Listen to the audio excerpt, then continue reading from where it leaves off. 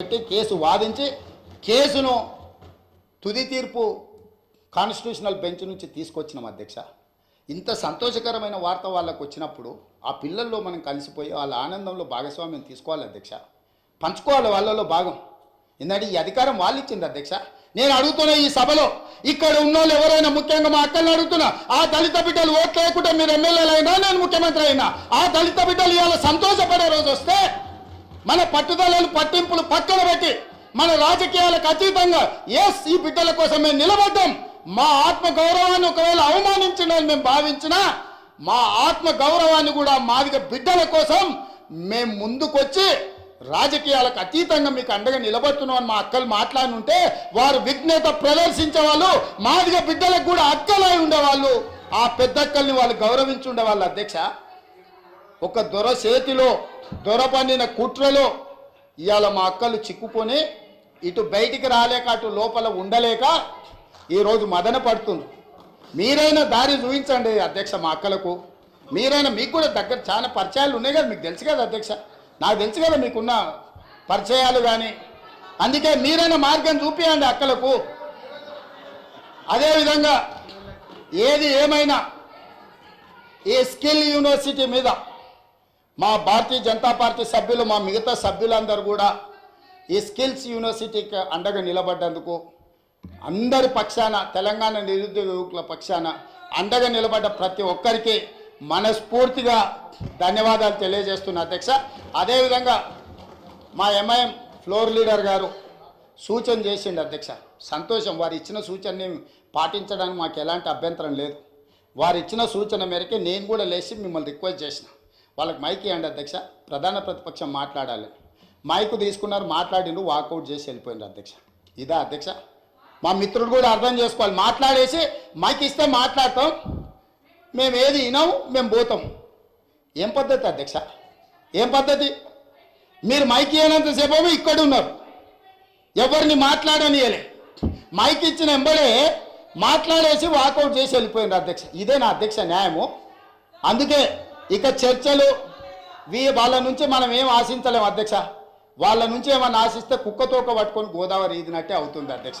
కుక్కతోక కట్టె కట్టినంతసేపే చక్కగా ఉంటుంది అధ్యక్ష. కట్టె తీయంగానే అది 3 వంకరలు తిరుగుతూనే ఉంటుంది. వాళ్ళ బుద్ధి కూడా గట్లాంటిదే. వాళ్ళకు దేవుడు జ్ఞానం ప్రసాదించాలని కోరుకుంటూ ఈ స్కిల్స్ యూనివర్సిటీ బిల్లును ఆమోదింపజేసి 4 గంటలకి ఇక్కడ నుంచి అందరు ఎమ్మెల్యేలకు, మంత్రులకు నేను మా శ్రీధర్ బాబు గారి తరఫున ఆహ్వానం పలుకుతున్నా. ముచ్చెర్లలో 4 గంటలకు స్కిల్స్ యూనివర్సిటీ ప్రారంభోత్సవ కార్యక్రమం టెంకాయం కొట్టుకుంటున్నాం, ఒక మంచి శుభకార్యం పెట్టుకున్నాం. మీరందరూ కూడా రావాల్సిందిగా ఆహ్వానిస్తూ మీ దగ్గర సెలవు తీసుకుంటున్నా అధ్యక్ష.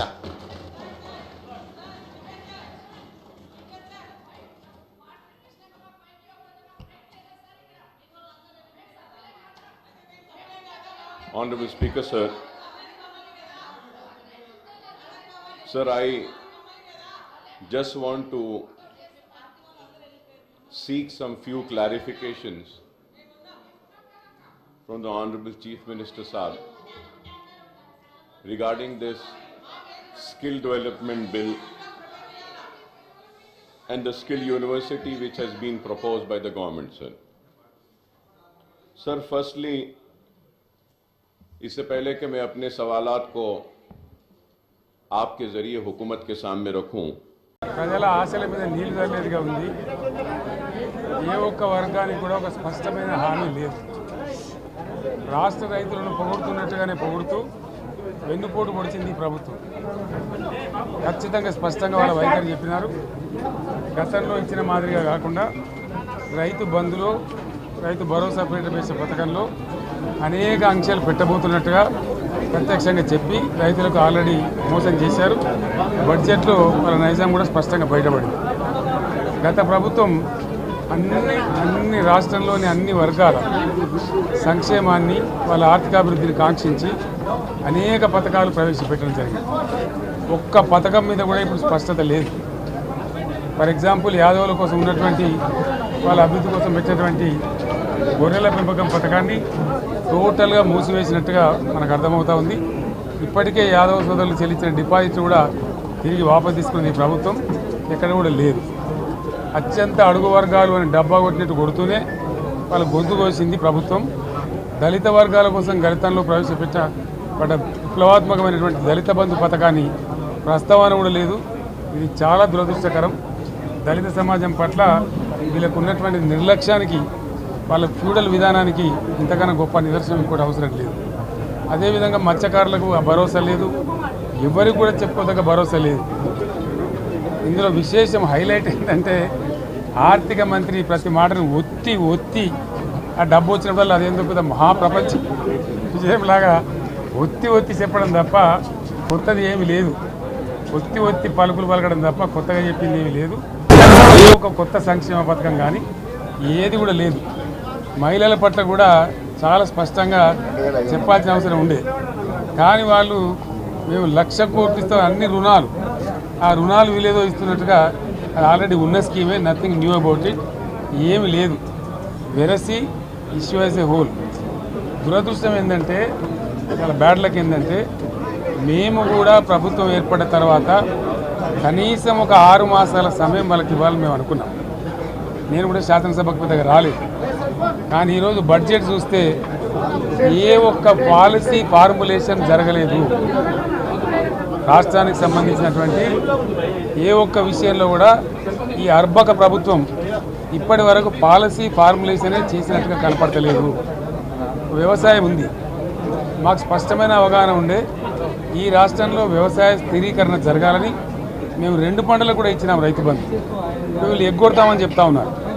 మేమేదో రైతులకు ఇచ్చిన డబ్బును దాన్ని పాడు చేసినాము, చెడగొట్టినాము, దుర్వినియోగం చేసామన్న పద్ధతిలో దురదృష్టకరమైన వ్యాఖ్యలు చేస్తూ ఉన్నారు. అంటే ఇది పూర్తిగా రైతు శత్రు ప్రభుత్వం అనేది తెలుస్తూ ఉంది. ధాన్యం కొనుగోలు చేయలేదు, విద్యుత్ సరఫరా చేయడం లేదు, నీళ్ళు సరఫరా చేయడం లేదు, చాలా ఇబ్బందులు పెడతా ఉన్నారు. ఇంకా రైతు భరోసా, రైతు బంధు గురించి ఇంకా ప్రస్తావనే లేదు. ఎప్పుడేస్తారని మా ఎమ్మెల్యేలు అడిస్తే కూడా కనీసం సమాధానం చెప్తలేరు.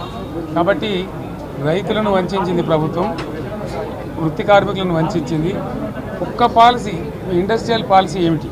ఏమి లేదు. బట్టి గ్యాస్ ట్రాష్ పంచరంగం ఈస్మాన్ కలర్ లాగా చెప్పడం తప్ప, స్టోరీ టెల్లింగ్ లాగా ఉన్నది తప్ప బడ్జెట్ చెప్పినట్టు లేదు. రాష్ట్రంలో వ్యవసాయ పాలసీ ఏమిటి, పారిశ్రామిక పాలసీ ఏమిటి, ఐటీ పాలసీ ఏమిటి, ఇంకా ఇతర అనేక పాలసీలు, పేద వర్గాలకు సంబంధించిన పాలసీ ఏమిటి అనే దాని మీద ఏ ఒక్క దాని మీద కూడా గ్యాసు ట్రాషే తప్ప, చిల్లర మల్లర ప్లాట్ఫామ్ స్పీచ్ లాగా ఉంది తప్ప అది బడ్జెట్ ప్రసంగం లాగా లేదు. రాజకీయ సభలలో చెప్పినట్టుంది తప్ప ఏ ఒక్క పాలసీని కూడా నిర్దిష్టంగా ఈ పనిని మేము ఎట్లా సాధిస్తాం, మా గోల్స్ ఇవి, మా టార్గెట్స్ ఇవి అనే పద్ధతి కానీ పద్దు కానీ లేదు. ఇది పేదల బడ్జెట్ కాదు, రైతుల బడ్జెట్ కాదు, యువల బడ్జెట్. విశ్లేషణలో రేపు మీకు తెలుస్తుంది. భవిష్యత్తులో బ్రహ్మాండంగా మేము దీన్నంతా కూడా చీల్చి చెండాడబోతాం. Thank you. ఇప్పుడు ఆపరేషన్ లేకుండానే మోకాళ్లకు ప్లాస్మా ట్రీట్మెంట్. మీ ఆర్థోపెడిక్ సమస్యలన్నిటికీ రోబోటిక్ టెక్నాలజీ ద్వారా తక్కువ ఖర్చుతో శాశ్వత పరిష్కారం. Free consultation. ప్రతి ట్రీట్మెంట్ పై 20% డిస్కౌంట్. ఈ ఆఫర్ కొద్ది రోజులు మాత్రమే. త్వరపడండి. V9 hospitals 9281465842.